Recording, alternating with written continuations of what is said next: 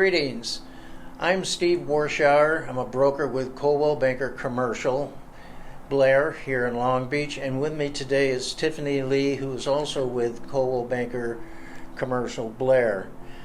Today we're going to take a look at triple net properties and how they work, and then we're going to explore one of the more popular ways of using them in estate planning. Yes, Steve. You know, many multifamily owners that I work with are at a point in their lives where they're just tired of property managers, tenant turnover, and just maintenance demands as a whole. You know, it no longer aligns with their preferred lifestyle. A popular option that many of my investors consider right now are 1031 tax deferred exchange, where they're really considering, exchanging to triple net properties. They're more passive investments with less responsibilities, but yet still high performing. Steve, have you sold many of them in your career? Good question. In the last couple of years especially, we've sold quite a few absolute triple net properties to our clients.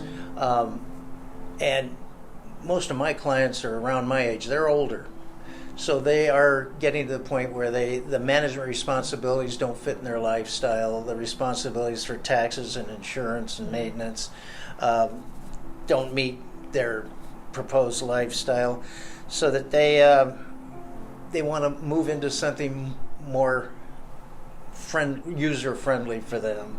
Okay, well, most of us have heard of triple net properties, but really unsure of what the NNN in triple net properties stand for. The three N's. First one is property taxes. Okay. Second one is insurance. And the third one is common area maintenance or CAM charges. So if you purchase an absolute triple net property, you're getting that property and the income net of the taxes, net of the insurance, and net of the common area maintenance. So you're basically not going to be paying for any of those items. Okay, well, great. Yeah, and there's another benefit to that. Triple net properties, unlike what our clients are trading out of, usually have 10, 15, 20, even 25-year leases. Okay. So they're long-term commitments by the tenants. Oh, great. So long-term leases give the client security. So a triple net property, so you're telling me they can reduce or eliminate management responsibilities, financial obligations, maintenance, and tenant turnover? Are all triple net properties created equal? No. Oh, okay. No, there are variations, and we've mentioned absolute triple net so far, but there are variations of that. Absolute triple net, as we mentioned, taxes, insurance, common area maintenance, everything is paid for. There are properties that are advertised as triple net but not absolute, and in those cases the owners are usually responsible for the basic structure and usually the roof, maybe the air conditioning, maybe the landscaping, maybe the parking lot. Okay. And then there are those that are advertised as double net, and they can include those items I just mentioned, but you may have the owner still responsible for either the taxes or the insurance as well. Oh, okay. I've heard of ground leases in triple net properties. Can you tell me a little bit about the ground leases? Good question. I skipped that one. Ground leases, they're usually absolute. Okay. But the investor is buying the land, not the building. For instance, if you purchase a McDonald's, virtually all the McDonald's are ground leases, which means the investor buys the ground and is leasing the property back to McDonald's, and McDonald's owns the property. This is a very conservative method of purchasing triple net properties. There is one major disadvantage. Because you are buying the ground only, you have no opportunity to take any depreciation. You can depreciate the improvements, but McDonald's owns those. So there's no depreciation available in a ground lease. Okay, well, great. I know there are triple net properties available everywhere. Are there better places or states to purchase triple net properties than others? Well, if it's an absolute triple net, you can go anywhere. Okay. Because you don't have to go by once a month to see if the gardener's taking care of things or if the trash is being collected. It's literally hands off. Okay. There are 9 states that are income tax free. You Okay. may want to look at those first. But whether it's tax free or not, the specific location is critical. Okay. You've got to be in a location, well, in an area that is expanding and growing. Are there other major tenants around you? Okay. Is there a sufficient traffic count? And ideally, are you on a hard corner? And that's a corner with a signal. All of those things are important to purchasing a property. So the location is one of the most important things to consider. Yes, location, location, location. I mean, what other factors should a buyer consider when looking at triple net properties?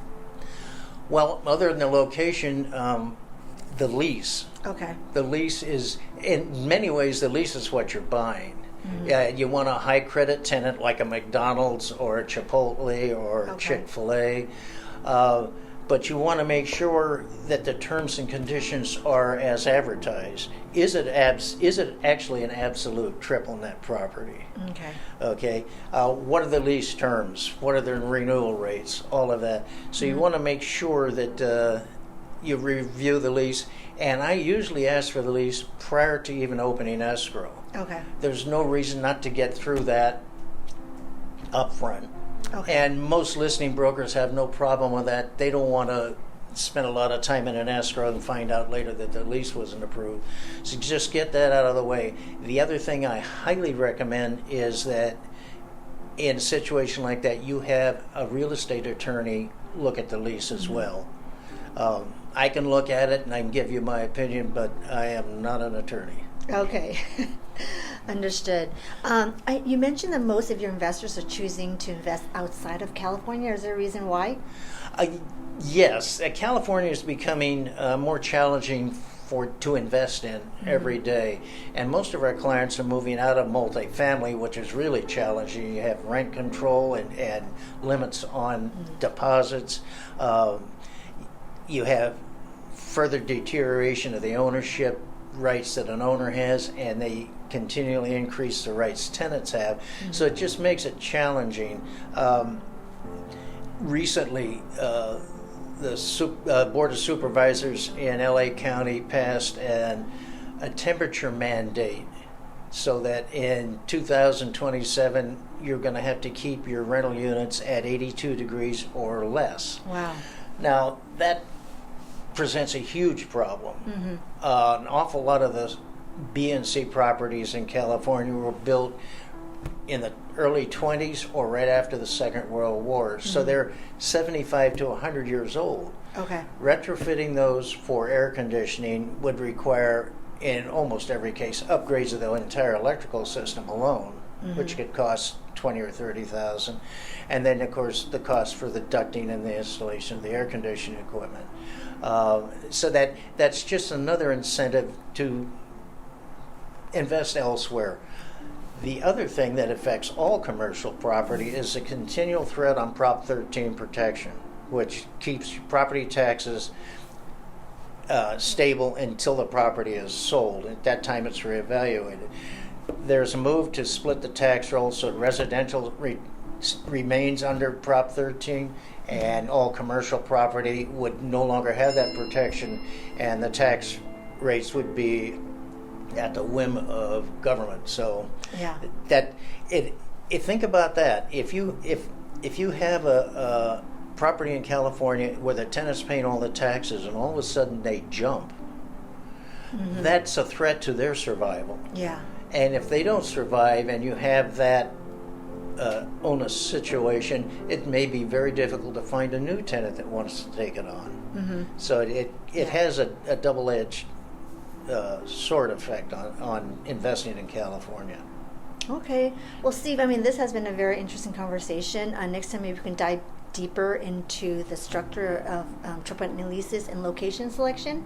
Well, that would be great. I look Okay. forward to it. Yes. There's information on the bottom of the screen to contact us if you'd like copies of any of the information we've gone over today. Okay, great. Look forward to talking to you in the next segment.